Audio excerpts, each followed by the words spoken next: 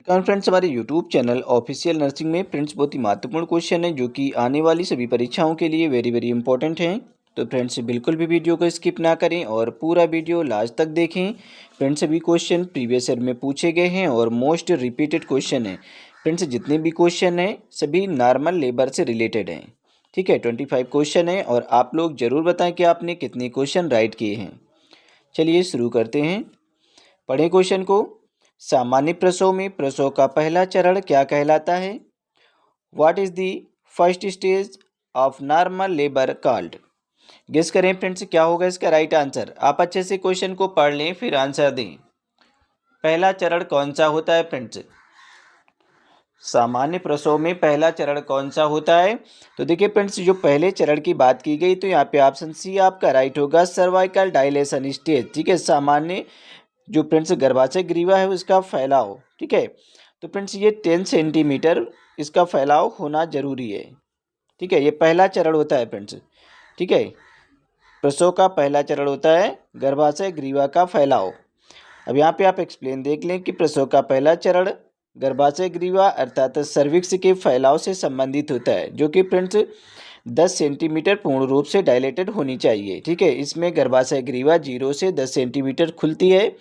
यह फ्रेंड्स चरण सबसे लंबा होता है। ठीक है, ये जो चरण होता है ये सबसे लंबा चरण होता है। इसमें लेटेंट और एक्टिव फेज शामिल होते हैं। चलिए अगला क्वेश्चन है फ्रेंड्स, क्वेश्चन नंबर 2। पढ़ें क्वेश्चन नंबर 2 को और आंसर दें। बताएं फ्रेंड्स क्या होगा इसका राइट आंसर। प्रसव के दूसरे चरण की मुख्य विशेषता क्या होती है? ऑप्शन आपके स्क्रीन पर है फ्रेंड्स, ज़्यादा से ज़्यादा आप लोग कमेंट बॉक्स में आंसर दें। दूसरे चरण की मुख्य विशेषता पूछी गई है यहाँ पे। दूसरा चरण कौन सा होता है? प्रसव का पहला चरण होता है कि सर्विक्स का फ्रेंड्स डायलेशन, सर्विक्स का फैलाव होता है। तो दूसरा चरण क्या होगा? What is the main feature of the second stage of labour? बताएं फ्रेंड्स क्या होगा इसका राइट आंसर। बहुत ही अच्छा क्वेश्चन है और सिंपल है। ठीक है, ये सभी रिपीटेड क्वेश्चन है। तो यहाँ पे देखिए ऑप्शन सी आपका राइट होगा, डिलीवरी ऑफ द बेबी। ठीक है, शिशु का जन्म। ऑप्शन सी यहाँ पे आपका राइट होगा। ठीक है, शिशु का जन्म। यहाँ पे फ्रेंड्स प्लेसेंटा का जो निष्कासन है ये फ्रेंड्स थर्ड जो तीसरा चरण है, प्रसव का तीसरा चरण होता है प्लेसेंटा का निष्कासन और दूसरा चरण होता है बेबी की डिलीवरी। ठीक है, शिशु का जन्म। ऑप्शन सी यहाँ पे आपका राइट होगा। चलिए यहाँ पे आप एक्सप्लेन को देख लें कि प्रसव का दूसरा चरण तब शुरू होता है जब गर्भाशय ग्रीवा पूरी तरह से 10 सेंटीमीटर तक खुल चुकी होती है, मतलब कि पूरी फैल चुकी होती है 10 सेंटीमीटर। अगर 10 सेंटीमीटर जो आपकी गर्भाशय ग्रीवा है, मतलब कि जो सर्विक्स है, अगर 10 सेंटीमीटर पूर्ण रूप से फुली डायलेटेड नहीं है तो फ्रेंड्स क्या होता है कि नॉर्मल डिलीवरी नहीं हो सकती। ठीक है, और नॉर्मल डिलीवरी होने के लिए फ्रेंड्स बच्चे का भी सीधा होना जरूरी है, मतलब कि सिफेलिक प्रेजेंटेशन होना जरूरी है। ठीक है, और शिशु का जन्म हो जाता है। इसे पुशिंग स्टेज भी कहा जाता है। ठीक है फ्रेंड्स, जो दूसरा चरण है इसे पुशिंग स्टेज भी कहा जाता है। चलिए फ्रेंड्स हम अगला क्वेश्चन देखते हैं। क्वेश्चन नंबर यहाँ पे 3 है। पढ़ें क्वेश्चन नंबर 3 को और आंसर दें। बताएं फ्रेंड्स क्या होगा इसका राइट आंसर। सामान्य प्रसव की औसत अवधि प्रथम प्रसव के लिए कितनी होती है? बताएं फ्रेंड्स क्या होगा इसका राइट आंसर। यहाँ पे प्रीमी ग्रेविटा की बात की जा रही, जो पहली बार माँ बनती हैं उनके लिए बात की जा रही। जो लेडी हैं फ्रेंड्स, जो महिलाएं हैं, वुमेन्स हैं, जो पहली बार फ्रेंड्स प्रेगनेंसी को कंसीव करके माँ बनती हैं उनकी बात हो रही है यहाँ पे।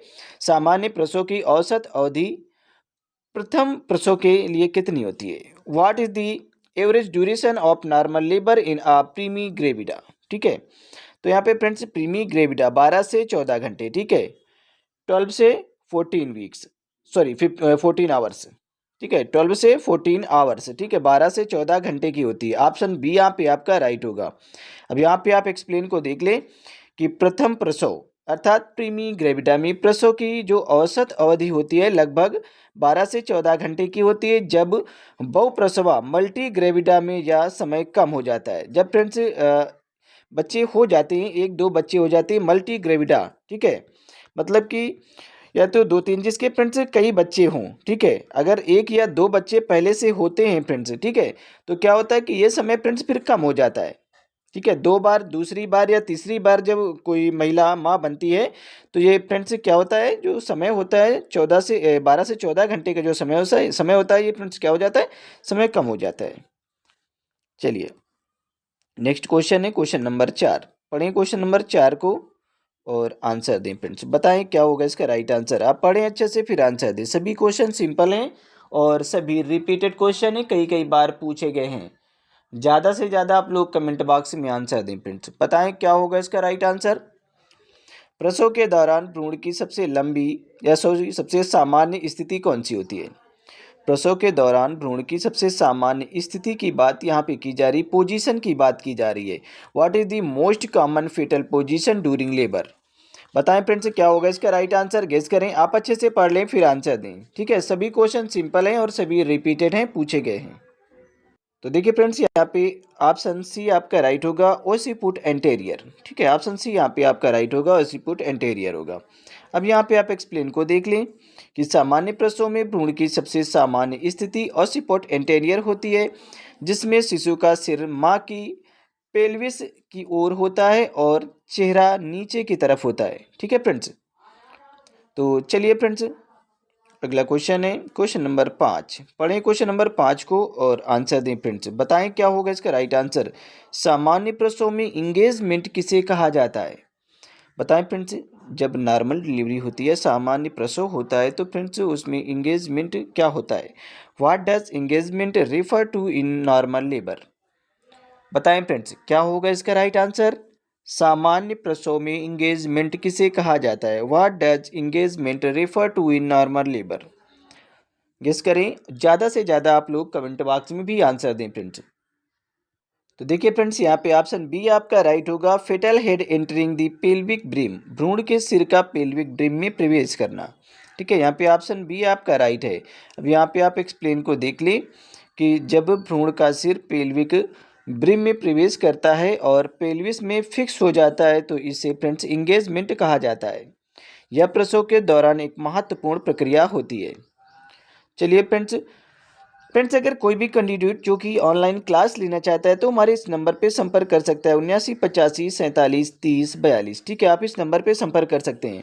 फ्रेंड्स अगर आप पीडीएफ नोट्स परचेज करना चाहते हैं, तो हमारे फ्रेंड्स इसी नंबर पे आप संपर्क कर सकते हैं, और आपको जो पीडीएफ नोट्स हैं फ्रेंड्स सभी 199 में प्रोवाइड कर दिए जाएंगे। 199 रुपये में फ्रेंड्स आपको पीडीएफ प्रोवाइड कर दिए जाएंगे, जो कि फ्रेंड्स बहुत ज़्यादा हेल्पफुल होंगे आपके एएनएम के एग्ज़ाम के लिए। हमारे जो फ्रेंड्स पीडीएफ हैं फ्रेंड्स, वो हिंदी और इंग्लिश दोनों भाषाओं में है। ठीक है, हिंदी और इंग्लिश दोनों भाषाओं में है, और फ्रेंड्स विद एक्सप्लेनेशन के साथ में है। जितने भी नोट्स हैं फ्रेंड्स विद एक्सप्लेनेशन के साथ में मिलेंगे आपको, और हिंदी और इंग्लिश दोनों भाषाओं में होंगे, और उसका फ्रेंड्स डिस्क्रिप्शन भी होगा। अगर फ्रेंड्स आप परचेज करना चाहते हैं, तो आप हमारे इसी नंबर पे संपर्क कर सकते हैं। और फ्रेंड्स आप किसी भी मतलब स्टेट से हो, किसी भी राज्य से हो, अगर आप एएनएम की तैयारी कर रहे हैं, तो फ्रेंड्स आपके लिए बहुत ज़्यादा हेल्पफुल है हमारे पीडीएफ नोट्स। अगर आप क्लास लेना चाहते हैं, तो फ्रेंड्स आप क्लास ज्वाइन कर सकते हैं। चलिए पढ़े क्वेश्चन को। प्रसव के पहले चरण में गर्भाशय ग्रीवा का पूर्ण रूप से फैलाव कितने सेंटीमीटर तक होता है। अभी आपने पढ़ा है फ्रेंड्स, बहुत ही सिंपल क्वेश्चन है ये। What is the full cervical dilation in the first stage of labour. Guess करें फ्रेंड्स क्या होगा इसका right answer. What is the full cervical dilation in the first stage of labour. बहुत ही सिंपल क्वेश्चन है friends, अच्छे से पढ़ लें फिर आंसर दें। गेस करें क्या होगा इसका राइट आंसर। कई बार ये पूछे गए हैं, रिपीटेड क्वेश्चन है, ऐसा नहीं कि आए हुए नहीं है। ठीक है, ये सभी पूछे गए क्वेश्चन है। तो यहाँ पे ऑप्शन सी फ्रेंड्स राइट होगा, 10 सेंटीमीटर। ठीक है, 10 सेंटीमीटर फुली डायलेटेड होनी चाहिए। अगर नॉर्मल डिलीवरी फ्रेंड्स अगर फ्रेंड्स कोई भी हो फ्रेंड्स, अगर चाहता है कि नॉर्मल डिलीवरी हो, ठीक है, तो फ्रेंड्स ये देखिए जो सर्विक्स होती है 10 सेंटीमीटर जो डायलेटेड होनी चाहिए, तो ये आपके हाथ में नहीं होती है। ठीक है, नेचुरल होती है। ठीक है, कि अगर 10 सेंटीमीटर फुली डायलेटेड है, तो नॉर्मल डिलीवरी होने के चांस बहुत बढ़ जाते हैं फ्रेंड्स। और बच्चा जो भ्रूण है वो कैसा होना चाहिए फ्रेंड्स, सिफेलिक प्रेजेंटेशन में होना चाहिए। ठीक है, मतलब सिर पहले की स्थिति की पोजीशन में होना चाहिए, मतलब कि सिर नीचे की तरफ पैर ऊपर की तरफ होना चाहिए। ठीक है, तो फ्रेंड्स क्या होता है कि नॉर्मल डिलीवरी होने के चांस बढ़ जाते हैं अगर जो आपके सर्विक्स है ये 10 सेंटीमीटर फुली डायलेटेड है। ठीक है, पूर्ण रूप से फैली हुई है। चलिए फ्रेंड्स यहाँ पे एक्सप्लेन देख लेते हैं कि प्रसव के पहले चरण में गर्भाशय ग्रीवा का फैलाव होता है। जब प्रसव का पहला चरण स्टार्ट होता है, तो उसमें फ्रेंड्स आपकी जो सर्विक्स है, गर्भाशय ग्रीवा है, इसका फैलाव होता है। ठीक है, ये 10 सेंटीमीटर तक पूर्ण रूप से इसे फैल जाना चाहिए। ठीक है, 10 सेंटीमीटर तक ग्रीवा पूरी तरह से खुल जाती है जिससे शिशु का जन्म हो सकता है। नॉर्मल यहाँ पे बात की जा रही है फ्रेंड, ठीक है। अगर 10 सेंटीमीटर पूर्ण रूप से फैल गई है, गर्भाशय ग्रीवा फुली डायलेटेड है, तो नॉर्मल जो बच्चे की डिलीवरी है वो नॉर्मल हो सकती है फ्रेंड्स। चलिए अगला क्वेश्चन है क्वेश्चन नंबर 7। पढ़ें क्वेश्चन नंबर 7 को फ्रेंड्स और आंसर दें। बताएं यहाँ पे क्या होगा इसका राइट आंसर। प्रसव के दौरान भ्रूण हृदय गति फेटल हार्ट रेट की सामान्य सीमा क्या होती है। What is the normal range of fetal heart rate during labour. बताएं फ्रेंड्स, प्रसव के दौरान या लेबर के दौरान की बात की जा रही है। यहाँ पे भ्रूण की हृदय गति कितनी होती है, तो यहाँ पे फ्रेंड्स कितनी होती है, 110 से 160 बीट पर मिनट होती है। ठीक है, यहाँ पे ऑप्शन बी आपका राइट होगा। चलिए यहाँ पे एक्सप्लेन को देखते हैं फ्रेंड्स कि सामान्य भ्रूण हृदय गति 110 से 160 बीट पर मिनट होती है। इस सीमा से ऊपर या नीचे की दर भ्रूण संकट अर्थात फिटल डिस्ट्रेस का संकेत हो सकती है। चलिए नेक्स्ट क्वेश्चन है क्वेश्चन नंबर यहाँ पे 8 है फ्रेंड्स। पढ़ें क्वेश्चन नंबर 8 को। प्रसव के दौरान ब्लडी शो किसका संकेत होता है। What does bloody show indicate during labour. बताएं फ्रेंड्स क्या होगा इसका राइट आंसर। बहुत ही अच्छा क्वेश्चन है, सिंपल क्वेश्चन है।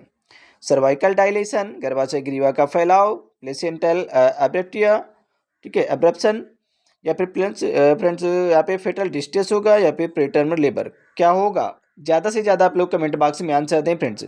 सिंपल क्वेश्चन है, ये पूछे गए हैं, रिपीटेड हैं। तो फ्रेंड्स यहाँ पे ऑप्शन ए आपका राइट होगा, सर्वाइकल डायलेशन, गर्भाशय ग्रीवा का फैलाव। ठीक है, अब यहाँ पे आप एक्सप्लेन को देख सकते हैं कि ब्लडी शो ग्रीवा के फैलाव का संकेत होता है या सर्विक्स के जो सर्विक्स होती है फ्रेंड्स उसे म्यूकस प्लग के बाहर निकलने के कारण ऐसा होता है, जिसमें हल्का रक्त भी शामिल हो सकता है। ठीक है, जब जो सर्विक्स होती है फ्रेंड्स, गर्भाशय ग्रीवा होती है, जब उसका फ्रेंड्स फैलाव होता है, जब वो फ्रेंड्स 10 सेंटीमीटर पूर्ण रूप से फ्रेंड्स डायलेटेड होने की स्थिति में होती है, जब वो फैल रही होती है, तो फ्रेंड्स क्या होता है कि सर्विक्स से म्यूकस प्लग के बाहर निकलने के कारण फ्रेंड्स ऐसा हो जाता है कि म्यूकस में फ्रेंड्स क्या होता है कि आपके हल्का फुल्का ब्लड भी आ जाता है। ठीक है, उसमें रक्त भी शामिल होता है। चलिए फ्रेंड्स अगला क्वेश्चन है क्वेश्चन नंबर यहाँ पे 9 है। पढ़ें क्वेश्चन नंबर 9 को और आंसर दें।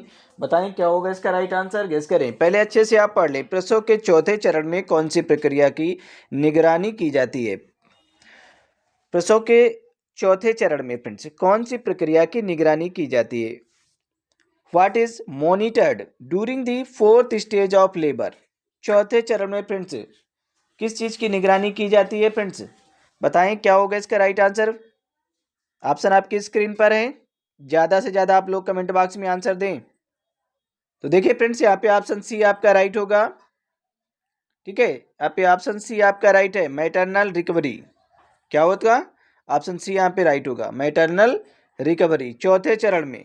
ठीक है, यहाँ पे चौथे चरण में किसकी निगरानी करनी चाहिए, तो मैटरनल रिकवरी की निगरानी करनी चाहिए। अब यहाँ पे आप एक्सप्लेन को देख लें कि प्रसव के चौथे चरण में प्रसवोत्तर यानी कि पोस्टपार्टम, प्रसव डिलीवरी होने के बाद की बात यहाँ पे की जा रही है।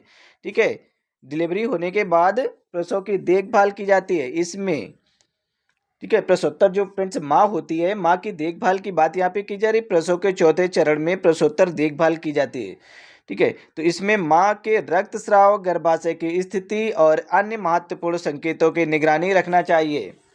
ठीक है, माँ के रक्तस्राव कहीं ब्लीडिंग तो नहीं हो रही है, ठीक है, पीपीएस मतलब हेमोरेज तो नहीं हुआ है, इसकी भी निगरानी करना चाहिए। गर्भाशय की जो स्थिति है कि गर्भाशय अब कैसी स्थिति में है, इसकी भी निगरानी रखना चाहिए। और भी कई अन्य महत्वपूर्ण संकेत होते हैं जिनकी निगरानी रखना आवश्यक होता है। ठीक है, यहाँ पे मैटरनल रिकवरी की बात की गई, माँ की रिकवरी की बात की गई कि यूट्रस अच्छे से है अपनी मतलब कि जो फ्रेंड्स पहले की स्थिति में था वैसे स्थिति में लौट रहा है या फिर नहीं। ठीक है, सारी निगरानी करना आवश्यक होता है। चलिए फ्रेंड्स अगला क्वेश्चन है क्वेश्चन नंबर 10। पढ़ें क्वेश्चन नंबर 10 को और आंसर दें। सामान्य प्रसव में प्रसव का दूसरा चरण किस प्रक्रिया में समाप्त होता है, किस प्रक्रिया से समाप्त होता है। बताएं फ्रेंड्स क्या होगा इसका right answer. What marks the end of the second stage of labour. किस करें फ्रेंड्स, सामान्य प्रसव में प्रसव का दूसरा चरण किस प्रक्रिया से समाप्त होता है। दूसरा चरण की बात यहाँ पे फ्रेंड्स की जा रही है। ठीक है, फर्स्ट जो प्रथम चरण होता है तो उसमें तो आपको पता है कि जो पहला चरण होता है उसमें फ्रेंड्स सर्विक्स का डायलेशन होता है, दूसरे चरण में क्या होता है कि बच्चे की डिलीवरी होती है, तीसरे चरण में क्या होता है प्लेसेंटा का निष्कासन होता है फ्रेंड्स, और चौथा जो चरण होता है उसमें फ्रेंड्स मैटरनल रिकवरी होती है, माँ की देखभाल की जाती है। तो अब यहाँ पे आप बता सकते हैं आसानी से कि क्या होगा इसका राइट आंसर। जैसे कि मैंने अभी आपको बताया है कि friends delivery of the baby, ठीक है, शिशु का जन्म होता है सेकेंड, जो कि प्रसव का दूसरा चरण होता है।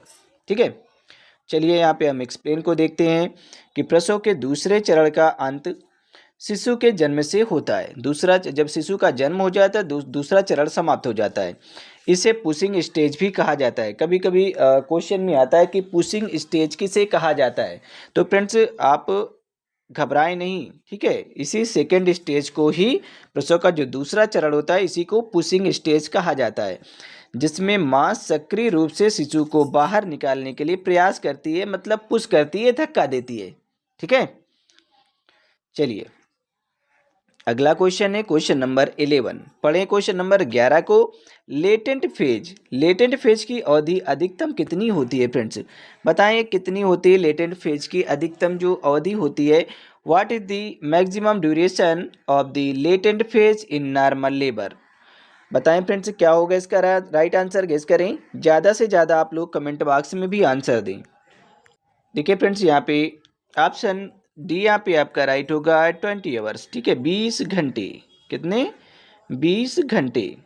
ठीक है, अब एक्सप्लेन को देख लें फ्रेंड्स कि लेटेंट फेज में गर्भाशय ग्रीवा का धीरे धीरे फैलाव होता है। क्या होता है ये फ्रेंड्स, काफ़ी लंबी जो ये अवधि होती है काफ़ी लंबी होती है फ्रेंड्स, इसमें पेन भी बहुत ज़्यादा होता है। ठीक है, क्योंकि लेटेंट फेज में क्या होता है फ्रेंड्स कि गर्भाशय जो ग्रीवा होती है, जो सर्विक्स होती है, वो धीरे धीरे फैलती है। ऐसा नहीं कि एक ही बार में 10 सेंटीमीटर फुली डायलेटेड हो जाती है। ठीक है, इसका जो फैलाव है ये धीरे धीरे होता है। ठीक है, इसकी अधिकतम जो अवधि होती है फ्रेंड्स वो प्रथम प्रसव में 20 घंटे होती है और बहु प्रसव में 14 घंटे होती है। ठीक है, अगर जब दूसरी फ्रेंड्स डिलीवरी होती है उसमें 14 घंटे की होती है, दूसरी या तीसरी में। ठीक है, दूसरी में फ्रेंड्स 14 घंटे की होती है, और जब तीसरी डिलीवरी होती है तो उसमें और भी कम हो जाती है, लेकिन प्रथम में कितनी होती है? 20 घंटे की होती है। चलिए नेक्स्ट क्वेश्चन है। अब आपको पता चल गया हो फ्रेंड्स कि लेटेंट फेज क्या होती है। ठीक है, लेटेंट फेज का मतलब क्या होता है कि जब सर्विक्स धीरे धीरे डायलेटेड होती है। ठीक है, सर्विक्स का धीरे धीरे फैलाव होता है, तो मतलब इस स्थिति में लगभग से 20 घंटे लग जाते हैं। चलिए पढ़ें क्वेश्चन को। क्वेश्चन नंबर 12 है, आप इसे पढ़ें और आंसर दें। प्रसव के दौरान सबसे अधिक प्रयोग की जाने वाली दर्द प्रबंधन तकनीकी कौन सी है?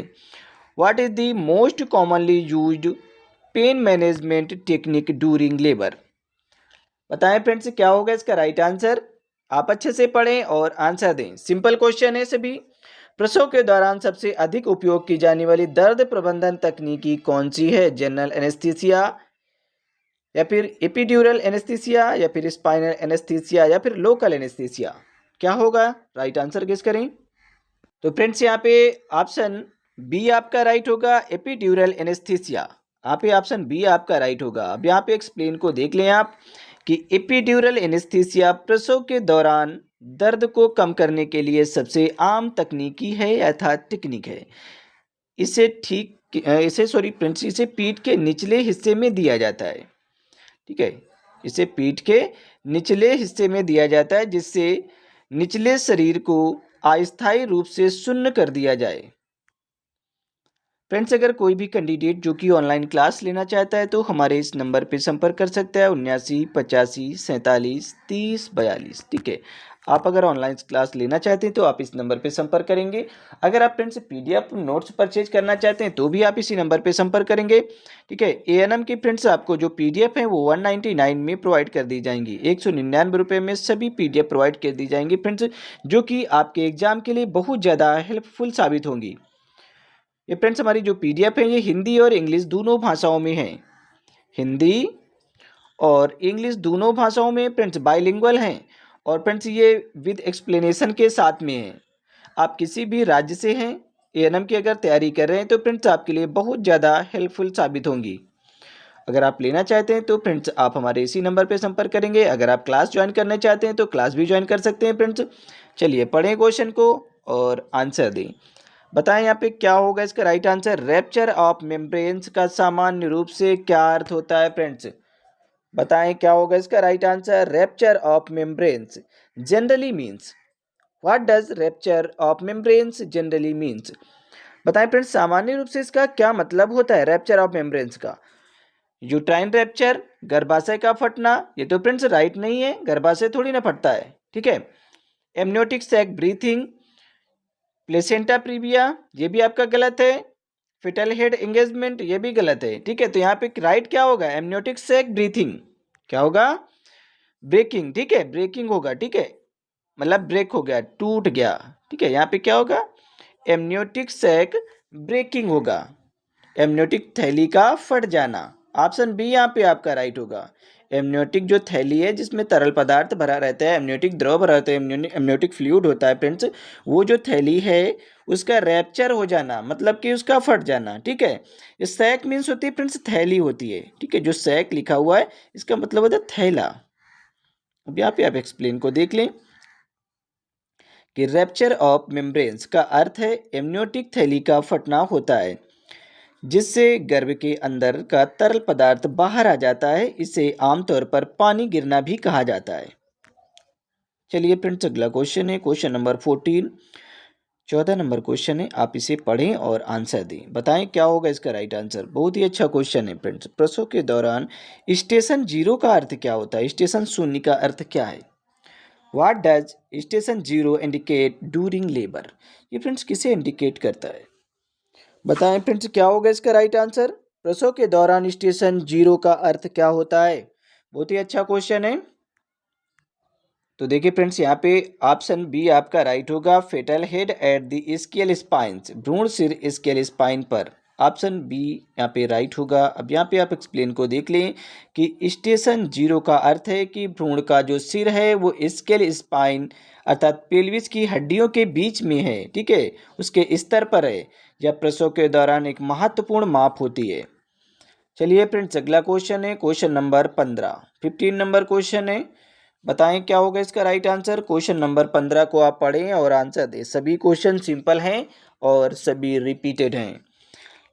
प्रसव में सबसे अधिक उपयोग की जाने वाली भ्रूण हृदय गति की निगरानी की जो विधि है वो कौन सी है?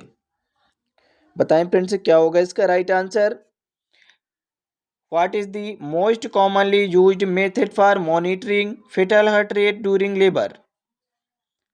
आप अच्छे से पढ़ लें फिर आंसर दें फ्रेंड्स। सिंपल क्वेश्चन है, रिपीटेड है, कई बार पूछे गए हैं, तो ज़्यादा से ज़्यादा आप लोग कमेंट बॉक्स में आंसर दें। तो देखिए फ्रेंड्स यहाँ पे ऑप्शन सी आपका राइट होगा, कंटिन्यूअस इलेक्ट्रॉनिक फेटल मॉनिटरिंग, सतत इलेक्ट्रॉनिक भ्रूण निगरानी, ठीक है। ऑप्शन यहाँ पे सी आपका राइट है। अब यहाँ पे हम एक्सप्लेन को भी देखते हैं कि प्रसव के दौरान भ्रूण की हृदय गति की निगरानी के लिए सबसे अधिक उपयोग की जाने वाली जो विधि है वो सतत इलेक्ट्रॉनिक भ्रूण निगरानी अर्थात सीटीजी होती है, जो भ्रूण के स्वास्थ्य की स्थिति बताती है कि भ्रूण कैसा है। चलिए फ्रेंड्स नेक्स्ट क्वेश्चन है क्वेश्चन नंबर 16। पढ़ें क्वेश्चन नंबर 16 को और आंसर दें फ्रेंड्स। गेस करें, ज़्यादा से ज़्यादा आप लोग कमेंट बॉक्स में आंसर दें फ्रेंड्स। प्रसव के दूसरे चरण में शिशु का सिर धीरे धीरे बाहर आने की प्रक्रिया को क्या कहा जाता है फ्रेंड्स? बहुत ही अच्छा क्वेश्चन है और सिंपल है, रिपीटेड क्वेश्चन है, ये पूछे गए हैं। What is the process of the fetal head gradually emerging called during the second stage of labour? बताएं फ्रेंड्स, इसे क्राउनिंग कहा जाएगा, डिसेंट इंगेजमेंट या फिर इंटरनल रोटेशन? क्या होगा इसका राइट आंसर। सभी क्वेश्चन पूछे गए हैं, ये कई कई बार पूछे गए रिपीटेड क्वेश्चन है। आप लोग ज़्यादा से ज़्यादा कमेंट बॉक्स में आंसर दिया करें। तो देखिए फ्रेंड्स यहाँ पे ऑप्शन ए आपका राइट होगा, क्राउनिंग, ठीक है। इसे क्या क्या कहा जाएगा फ्रेंड्स, क्राउनिंग कहा जाता है। जब बच्चा धीरे धीरे फ्रेंड्स, ठीक है, उसका जो हेड है वो प्रेजेंट होता है फ्रेंड्स, तो इसे क्राउनिंग कहा जाता है। अब यहाँ पे आप देख लें कि जब शिशु का सिर, ठीक है, जब शिशु का सिर योनि के खुले हिस्से पर दिखाई देने लगता है, जो शिशु का जो सिर है फ्रेंड्स, हेड है, वो योनि के खुले हिस्से पर दिखाई देने लगता है और वापस अंदर नहीं जाता, ठीक है, खुले हिस्से पर दिखाई देने लगता है, वापस अंदर नहीं जाता, तो इसे क्राउनिंग कहा जाता है फ्रेंड्स, ठीक है। यह प्रसव का महत्वपूर्ण क्षण होता है। चलिए फ्रेंड्स, अगला क्वेश्चन है क्वेश्चन नंबर 17। पढ़िए क्वेश्चन नंबर 17 को और आंसर दें फ्रेंड्स। आप इसे पढ़ लें अच्छे से, फिर आंसर दें। प्रसव के दौरान सबसे अधिक प्रभावी शारीरिक स्थिति कौन सी मानी जाती है? What is considered the most effective physical position during labour? क्या होगा इसका राइट आंसर फ्रेंड्स? गेस करें। ज़्यादा से ज़्यादा आप लोग कमेंट बॉक्स में आंसर दें फ्रेंड्स। प्रसव के दौरान सबसे अधिक प्रभावी शारीरिक स्थिति कौन सी मानी जाती है? What is considered the most effective physical position during labour? तो फ्रेंड्स यहाँ पे ऑप्शन सी आपका राइट होगा, squatting position. Squatting position friends क्यों महत्वपूर्ण मानी जाती है? बताएं फ्रेंड्स, क्या होगा इसका राइट आंसर? ये जो स्क्वाटिंग पोजीशन का मतलब होता है कि जो लेडी है, जो महिला है, प्रेग्नेंट लेडी है, उसका घुटनों के बल बैठ जाना। ठीक है, अब यहाँ पे आप देख लें फ्रेंड्स कि स्क्वाटिंग पोजीशन को प्रसव के दौरान सबसे प्रभावी माना जाता है क्योंकि यह पेल्विक आउटलेट को बढ़ा देता है और शिशु को नीचे आने में मदद करता है फ्रेंड्स।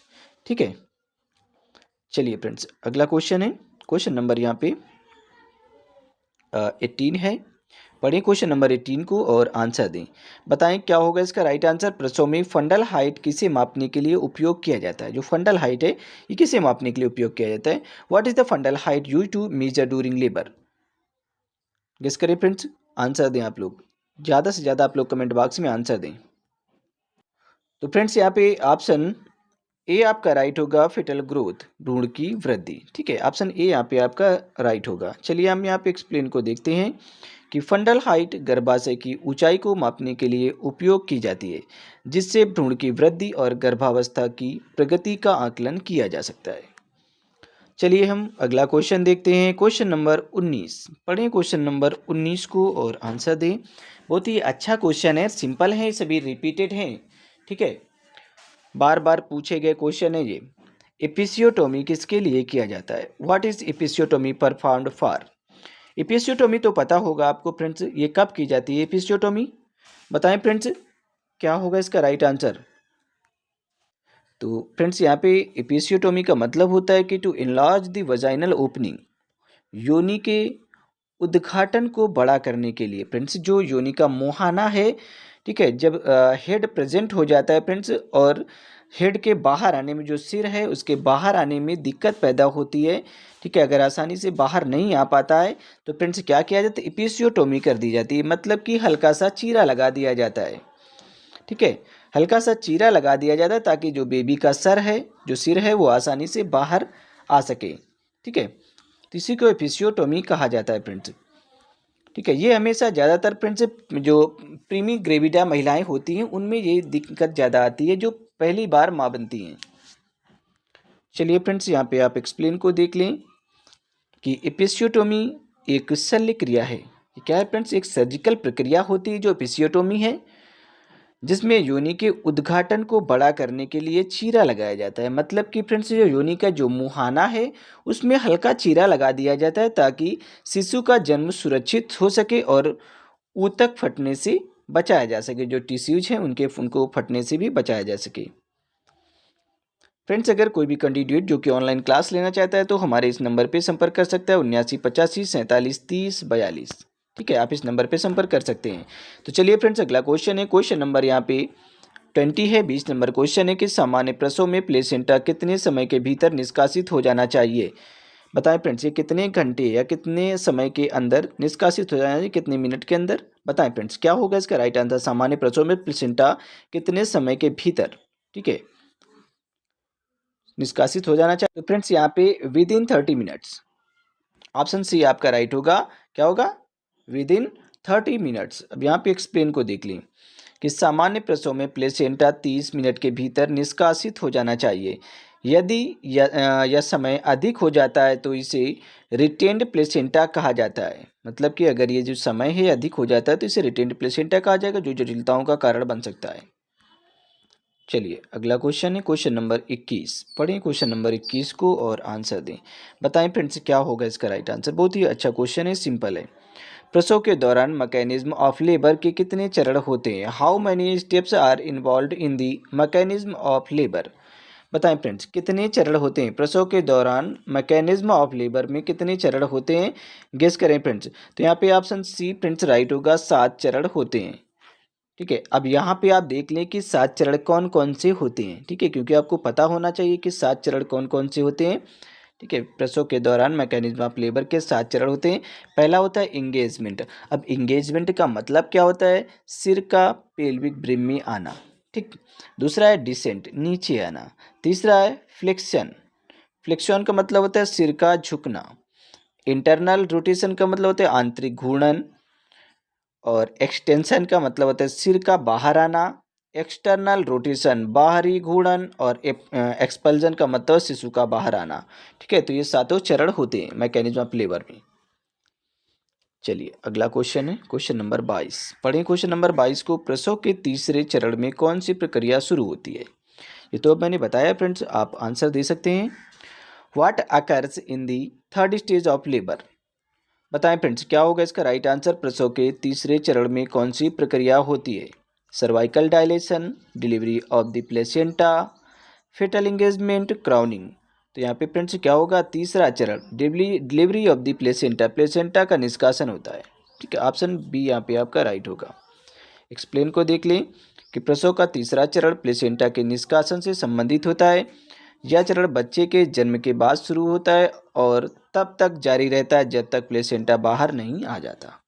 इसके साथ फ्रेंड्स प्लेसेंटा जब बाहर आता है तो हल्की फुल्की ब्लीडिंग भी होती है इसके साथ में। तो फ्रेंड्स यहाँ पे क्वेश्चन नंबर 23 नंबर क्वेश्चन है, पढ़ें और आंसर दें। फ्रेंड्स बताएं क्या होगा इसका राइट आंसर। प्रसव के दौरान भ्रूण की हृदय गति में गिरावट को क्या कहा जाता है। What is the decrease in fetal heart rate during labour called. इसे फ्रेंड्स क्या कहा जाता है। प्रसव के दौरान भ्रूण की जो हृदय गति होती है उसमें जब गिरावट आ जाता है तो उसे क्या कहा जाता है, गेस करें। तो देखिए फ्रेंड्स यहाँ पे ऑप्शन बी आपका राइट होगा, डिसलेरेशन होगा। ठीक है, गिरावट होगी, ऑप्शन बी आपका राइट होगा। अब यहाँ पे हम एक्सप्लेन को देखते हैं कि भ्रूण हृदय गति में अस्थायी गिरावट को डिसलेरेशन कहा जाता है, या भ्रूण की स्थिति के आधार पर सामान्य या फिर चिंताजनक भी हो सकती है। चलिए फ्रेंड्स अगला क्वेश्चन है क्वेश्चन नंबर 24। पढ़ें क्वेश्चन नंबर 24 को और आंसर दें। बताएं फ्रेंड्स क्या होगा इसका राइट आंसर। क्वेश्चन नंबर 24 को अच्छे से पढ़ लें फिर आंसर दें, और जितना हो सके ज़्यादा से ज़्यादा आप लोग कमेंट बॉक्स में आंसर दिया करें। प्रसव में पार्टोग्राफ का उपयोग किसके लिए किया जाता है। What is the partograph used for during labour. बताएं फ्रेंड्स प्रसव में पार्टोग्राफ का उपयोग किसके लिए किया जाता है। What is the partograph used for during labour. Option आपकी स्क्रीन पर हैं, गेस करें। सभी क्वेश्चन पूछे गए हैं तो यहाँ पे ऑप्शन बी आपका राइट होगा, मॉनिटरिंग प्रोसेस ऑफ लेबर, प्रसव की प्रगति की निगरानी करना। ठीक है, पार्टोग्राफ का यहाँ पे मतलब है प्रसव में पार्टोग्राफ का उपयोग किसके लिए किया जाता है। तो यहाँ पे किसके लिए किया जाता है, monitoring process of labour, labour की प्रगति की निगरानी करने के लिए। ठीक है, ऑप्शन बी यहाँ पे आपका राइट है। अब यहाँ पे आप एक्सप्लेन देख लें कि पार्टोग्राफ एक ग्राफिकल चार्ट है जिसका उपयोग प्रसव की प्रगति, गर्भाशय ग्रीवा के फैलाव, भ्रूण की स्थिति और माँ के महत्वपूर्ण संकेतों की निगरानी के लिए किया जाता है। अब आप लास्ट क्वेश्चन देख लें 25 नंबर। ठीक है, और आंसर दें। बताएं फ्रेंड्स क्या होगा इसका राइट आंसर। 25 नंबर ये लास्ट क्वेश्चन है आपका, अच्छे से पढ़ लें फिर आंसर दें। ज़्यादा से ज़्यादा आप लोग कमेंट बॉक्स में आंसर दें। प्रसव के दौरान ऑक्सीटोसिन का उपयोग कब किया जाता है। बताएं friends. When is oxytocin used during labour. प्रसव के दौरान ऑक्सीटोसिन का उपयोग कब किया जाता है। ये फ्रेंड्स ऑक्सीटोसिन क्या है, ये हार्मोन्स होता है। ठीक है, ऑक्सीटोसिन हार्मोन्स है। अब इसका उपयोग कब किया जाता है, प्रसव के दौरान की बात यहाँ पे की जा रही, तो ऑप्शन ए आपका राइट होगा, टू स्टार्ट लेबर, प्रसव शुरू करने के लिए फ्रेंड्स। ठीक है, ये क्या होता है फ्रेंड्स, जो आपका ये हार्मोन्स है ऑक्सीटोसिन हार्मोन्स, ये फ्रेंड्स कब उपयोग किया जाता है, जब फ्रेंड्स क्या होता है कि कॉन्स्ट्रक्शन नहीं होते हैं। ठीक है, प्रसव शुरू करने के लिए, दर्द को बढ़ाने के लिए। ठीक है, जब आपका फ्रेंड्स ऑक्सीटोसिन जब दिया जाता है फ्रेंड्स किसी भी जो फ्रेंड्स प्रेग्नेंट वुमेन्स होती है, जब डिलीवरी का टाइम होता है तो उसे फ्रेंड्स क्या होता है कि पेन को बढ़ाने के लिए दिया जाता है आपका ऑक्सीटोसिन हार्मोन्स। ये जब इंजेक्शन दिया जाता है तो क्या होता है कि आपके जो यूट्रस है, गर्भाशय, उसमें फ्रेंड्स कॉन्स्ट्रक्शन होने लगते हैं। ठीक है, संकुचन होने लगते हैं, जिससे फ्रेंड्स क्या होता है कि डिलीवरी नॉर्मल होने के चांस बढ़ जाते हैं। ठीक है, जब क्योंकि फ्रेंड्स क्या होता है कि जब कॉन्स्ट्रक्शन होगा, संकुचित होगा गर्भाशय, तो जो उसके अंदर जो भ्रूण होता है उसको बाहर निकालने के लिए कोशिश होती है फ्रेंड्स। ठीक है, अब यहाँ पे आप एक्सप्लेन को देख लें कि ऑक्सीटोसिन एक हार्मोन है जिसका उपयोग प्रसव शुरू करने अर्थात लेबर इंडक्शन के लिए किया जाता है और प्रसव के दौरान गर्भाशय संकुचन को बढ़ावा देने के लिए भी किया जाता है। यह प्रसव के तीसरे चरण में भी रक्तस्राव को रोकने के लिए भी किया जाता है। ठीक है, ये फ्रेंड्स जब डिलीवरी होती है तभी किया जाता है और जब डिलीवरी होने के बाद जब पीपीएच या रक्तस्राव हो जाता है, ठीक है, तो उसमें भी क्या जाता है रक्तस्राव को रोकने के लिए, क्योंकि फ्रेंड्स जब ऑक्सीटोसिन दिया जाता है तो क्या होता है कि जो यूट्रस है उसमें फ्रेंड्स कॉन्स्ट्रक्शन होते हैं, सिकुड़न होती है। ठीक है, जिससे कि ब्लीडिंग को रोका जा सके। तो ये सारी पोजीशन होती है फ्रेंड्स प्लेसेंटा सॉरी यहाँ पे ऑक्सीटोसिन की फ्रेंड्स ये रिस्पॉन्सिबिलिटी होती है फ्रेंड्स। जो ऑक्सीजन जो ऑक्सीटोसिन है ये फ्रेंड्स जिम्मेदार होता है। अब फ्रेंड्स ऑक्सीटोसिन को और किस नाम से जानते हैं, मैंने कई बार बताया है कि ऑक्सीटोसिन का दूसरा नाम क्या है। ठीक है, इसे हम और दूसरे किस नाम से बुलाते हैं, आप लोग हमें कमेंट बॉक्स में ज़रूर बताएं। और फ्रेंड्स अगर आप ऑनलाइन क्लास लेना चाहते हैं तो आप हमारे इसी नंबर पे संपर्क कर सकते हैं 7985473042। ठीक है, आप इस नंबर पे संपर्क कर सकते हैं। ठीक है, 7985473042। और अगर पीडीएफ नोट्स परचेज करना चाहते हैं तो भी आप इसी नंबर पे संपर्क करेंगे। ठीक है, हमारे पीडीएफ नोट्स फ्रेंड्स बहुत ज़्यादा इंपॉर्टेंट हैं सभी राज्यों के लिए। एएनएम के सभी राज्यों के लिए बहुत ज़्यादा इंपॉर्टेंट है। कोई भी अगर कैंडिडेट एएनएम की तैयारी कर रहा है किसी भी राज्य से हो, बहुत ज़्यादा इंपॉर्टेंट रोल प्ले करने वाले हैं। तो आप अगर अच्छे से तैयारी करना चाहते हैं तो फ्रेंड्स आप हमारे पीडीएफ नोट से अच्छे से रिवीजन भी कर सकते हैं आप। और फ्रेंड्स ऑनलाइन क्लास अगर लेना चाहते हैं तो आप ऑनलाइन क्लास भी ले सकते हैं। ठीक है, तो चलिए फ्रेंड्स अब मिलते हैं नेक्स्ट वीडियो में, तब तक के लिए bye bye and take care.